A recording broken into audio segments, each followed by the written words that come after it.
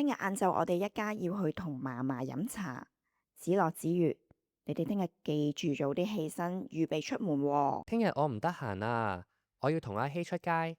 阿媽，你可唔可以俾多200蚊我，聽日出街同佢用啊？你同阿希聽日有咩搞啊？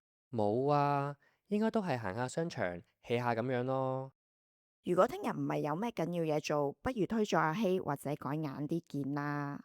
你呢排放學已經成日同佢一齊打波，連星期六日都成日同佢一齊出街，去到好晏先返屋企。嫲嫲唔係成日有機會見噶，而且嫲嫲年紀都大，要珍惜可以一齊見面嘅時間啊。我明，不過有時真係好難推㗎喎。我試過推佢，佢就話我咁樣唔係佢朋友，冇 friend 做喎。